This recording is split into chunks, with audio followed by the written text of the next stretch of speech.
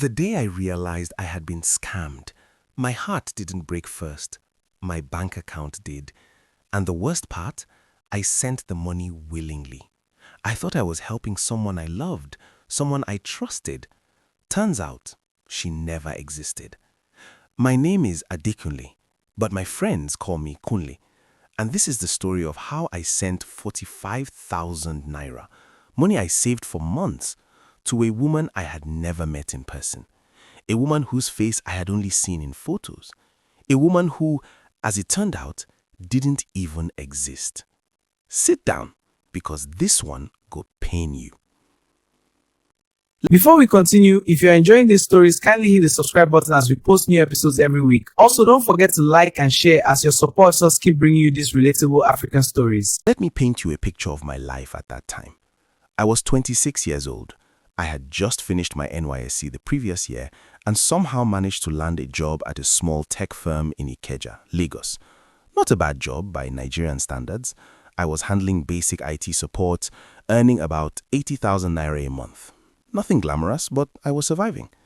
The problem, I was lonely. Not the kind of lonely where you have nobody around. No, Lagos is never short of people. The bus conductors, the traffic, the hawkers, the noise. Lagos will never let you feel physically alone. But emotionally, that was a different story. I had just ended a 2-year relationship with a girl named Kemi.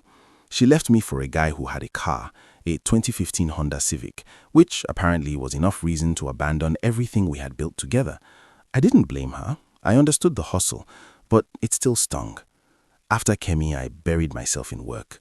I stopped going out. My social life became wake up, go to the office, come home, eat Indomie, watch football, sleep, repeat. My flat in Ojudu was a 1-room apartment with a ceiling fan that made it sound like someone chewing biscuit near your ear. Every night, I lay in that room and thought, is this really it? I wasn't depressed. I want to be clear about that. I was just adrift, floating, waiting for something to change. And then one Tuesday evening in February, I downloaded Facebook again after almost 2 years off the app. I don't even know why. Maybe it was boredom, maybe it was loneliness, maybe it was just the devil doing his job. The first message came on a Thursday. I remember because I was eating rice and stew that my neighbor Mama Biodun had given me, one of those small blessings that remind you God still remembers your address, when my phone buzzed. A friend request and a message, both at the same time. The name on the profile was Sandra Obi. Our profile picture showed a beautiful woman, fair-skinned. She was wearing a white blouse, smiling at the camera like she had just heard the funniest joke in the world. Her bio said, Lagos girl, God-fearing, lover of books and good food. The message she sent read, Hi, sorry for the random message. I saw you in the suggested friends and something told me to reach out. I hope that's okay. Now, let me be honest with you. My first instinct was suspicion because I had heard stories. Every Nigerian man above the age of 23 has heard stories. But I looked at her profile. She had posts going back 2 years, birthday photos, church pictures, a video of her at someone's wedding dancing to Kiss Daniel with her heels in her hand. She had mutual friends, 2 of them. One of them was my cousin Femi from Shagamu. I convinced myself she's real. So I replied, No worries at all. Nice to meet you, Sandra. That was the beginning. What followed was, without any exaggeration, the best 2 weeks of my life at that point. Sandra was incredible, or at least whoever was on the other side of that screen was incredible. She texted me good morning at exactly 6:47 a.m. every day. Don't ask me how I remember that time. I remember it because I started waking up before my alarm just to wait for that message. She told me she was a nurse at a private hospital in Mushin. She said she had grown up in Enugu but moved to Lagos 5 years ago for work. She liked pepper soup, hated okra, which I found hilarious and oddly charming, and she was obsessed with a Nollywood actor named Ken Eriks. We talked about everything, our families, our dreams. I told her about Kemi. She told me about a man who had broken her heart 2 years ago, some banker who turned out to already be married. We bonded over our shared wounds. She sent me voice notes. Her voice was soft, gentle, the kind of voice that makes you feel like everything is going to be okay. She never video called me though. Every time I suggested it, she had a reason. Kunle, I just came back from a night shift. My face is not presentable. Or, The network in my area is terrible for video calls. It will just be frustrating. Or once, memorably, my phone camera cracked. I'm managing. I noticed these excuses.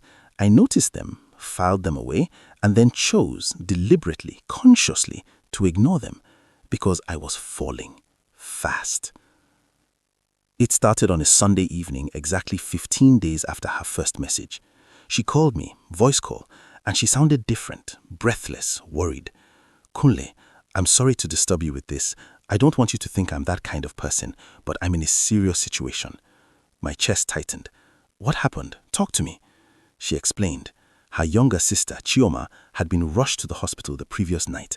Appendicitis. She needed an emergency operation. Their mother was in the village and couldn't send money quickly.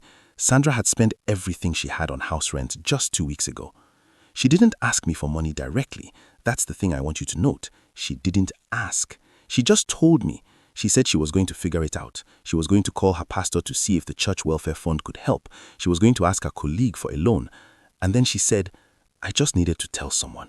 I needed to hear your voice. I sat in my one-room apartment, the ceiling fan making its biscuit-chewing noise, and I felt something crack open in my chest. Here was this woman I was falling in love with, suffering. And I had money. Not a lot, but I had some. I had been saving 45,000 naira for a new laptop. I said, Sandra, how much does the operation cost? She hesitated. Emeka, no, I'm not asking you for money. I know you're not asking. I'm offering. How much? She cried. At least I heard crying. Soft, muffled sobbing. 45,000 naira, she finally said. That's what they told her to deposit before they can proceed. The exact amount I had saved. Looking back now, I should have recognized that this was suspicious. The amount was too perfect, too precise, too conveniently equal to what a man my age might have saved.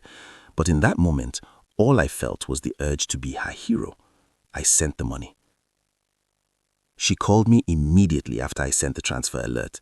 She was crying. She thanked me. She said, Kunle, I promise you, as soon as Chioma is out of surgery and stable, I'm coming to see you, face to face. I want to cook for you. I want to meet you properly. I told her to not worry. I told her to focus on her sister. She sent me a voice note. She said, you are the kind of man I've been praying for. God brought you to me. I know it. I slept well that night, better than I had slept in months. The next morning, I sent her the usual good morning text. No reply. I didn't panic. She was at the hospital. Her sister was recovering. She was exhausted. By afternoon, still nothing. I called. It rang. No answer. That evening, I sent a voice note. Kunle, just checking on you. Hope Chioma is okay.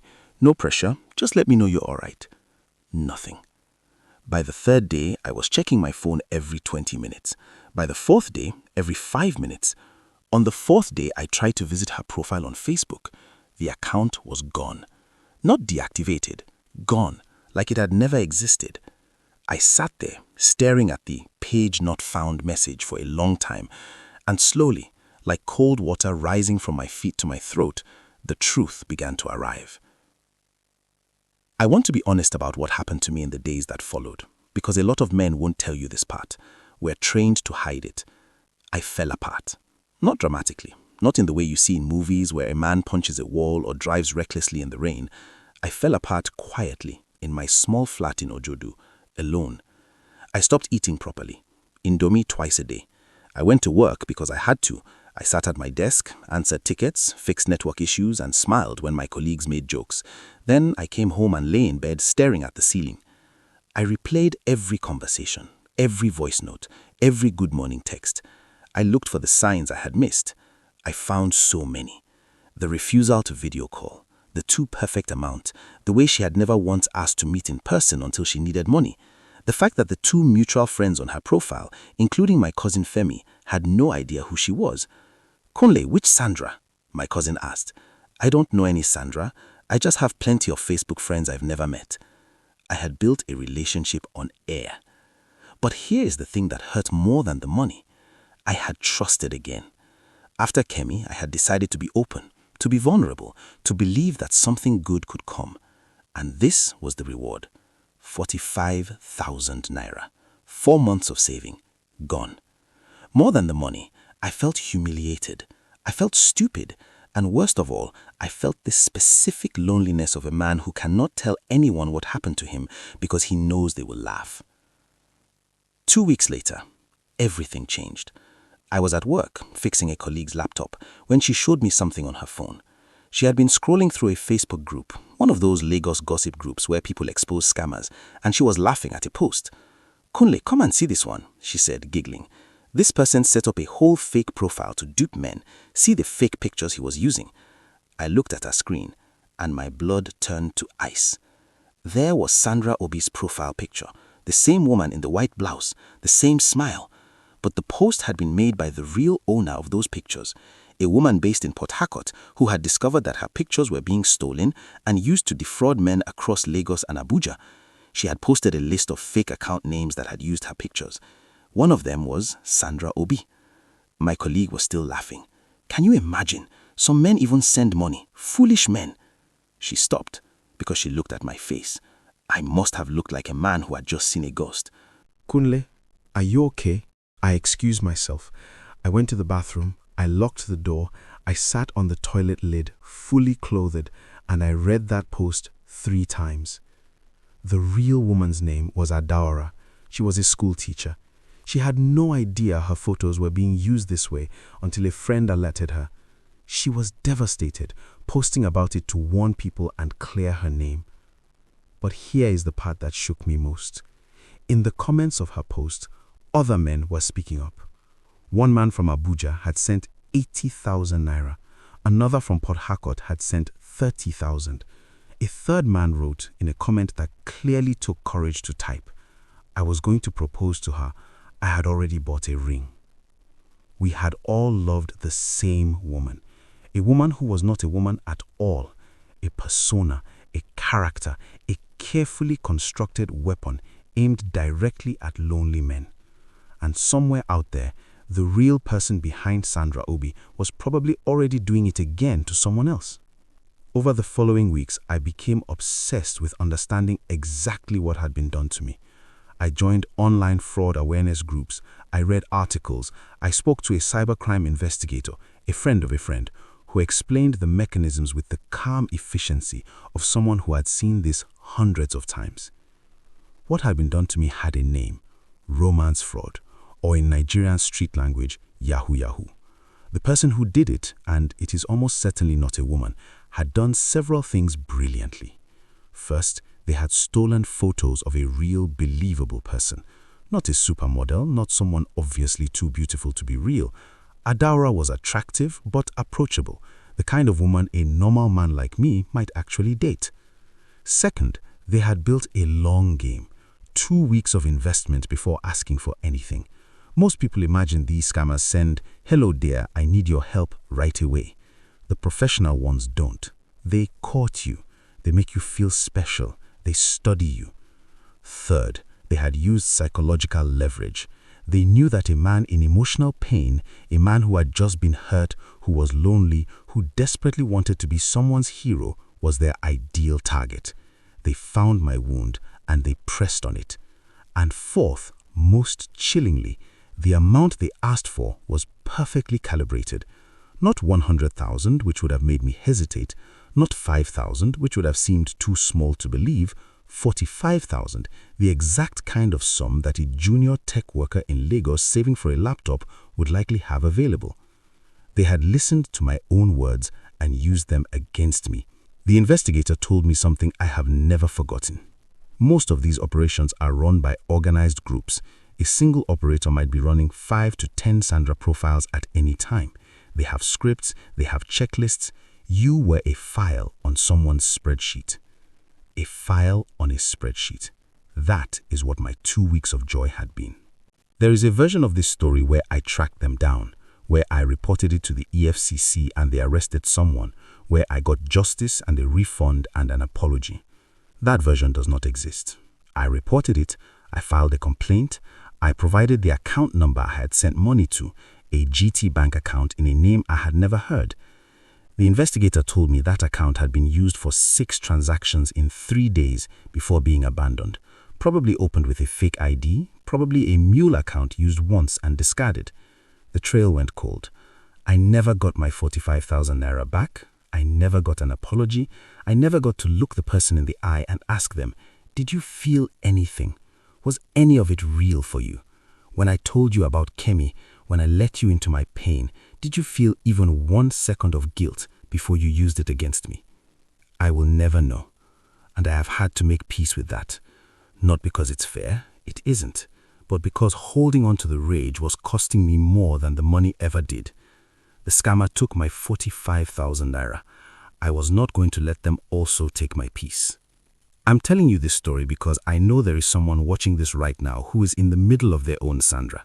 Maybe your Sandra is named Favor or Jennifer, or maybe it's a man named Daniel who slid into your LinkedIn DM claiming to be based in London. Maybe you've been talking for 3 days or 3 weeks. Maybe they haven't asked for anything yet, and that patience itself is part of the craft. Let me tell you what I wish someone had told me. 1.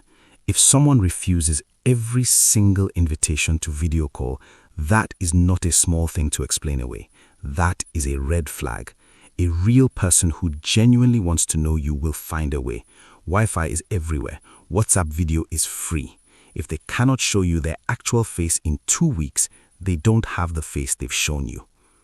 2. The money request will almost never come immediately. The professional ones invest in you first. They make you feel loved before they make you feel needed. By the time the ask comes, you are already emotionally committed. You want to help them. You want to be the one who shows up for them. They built that in you on purpose. 3rd, reverse image search before you catch feelings. Take their profile picture, drag it into images.google.com and see what comes up. If those photos belong to someone else, you will know in 30 seconds. 30 seconds could have saved me 4 months of savings and weeks of silent heartbreak. 4. The amount they request will feel strangely manageable, not so large that you immediately refuse, just within your reach, enough to stretch you but not break you. That precision is not coincidence, it is research, it is calculation, it is them using what you told them about your own life. 5. Loneliness is real, and there is no shame in feeling it. But loneliness should push you towards real people. People you can see, touch, argue with in person, laugh with over jollof rice. Real love takes up space in a room. Real love breathes actual air. What the internet offers at its worst is a very convincing simulation. Don't fall in love with a simulation. It has been 2 years since Sandra disappeared. I eventually bought that laptop, saved up again over 6 months. It's the one I used to write this story, actually. I went for counseling, just 4 sessions with a pastor therapist my church recommended. It helped more than I expected. There is something powerful about saying out loud, I was deceived, I was vulnerable, and it was not entirely my fault. And I met someone. Her name is Nguzi. I met at a colleague's wedding in Festac, in person, face to face, with jollof rice on both our plates and a bad DJ driving us both to the same quiet corner of the hall to escape the noise. We have been together 18 months. We have video called every single day we have ever been apart. She is real. She is gloriously, beautifully, sometimes annoying, but always present real. And I will tell you, when you have been starved of genuine connection, truly starved to the point where you are accepting forgeries and calling it love, the real thing, when it arrives, is almost overwhelming. You appreciate it in a way that a person who has never been deceived simply cannot understand. So, I am not entirely angry at Sandra, whoever that person was. Not anymore. Because in a strange, painful way, being scammed taught me the value of what I had been too impatient to wait for. It taught me that real love is worth the risk of being hurt by a real person. Real love doesn't disappear when it gets what it wants. Real love stays. If this story felt familiar, if you recognized yourself somewhere in it, please talk to someone. Don't carry the shame alone. These scammers are professionals. They do this full-time with scripts and systems and spreadsheets. You are not stupid. You are human. And being human, as it turns out, is both our greatest vulnerability and our greatest strength. My name is Kunle, and I am glad I am still here to tell you this.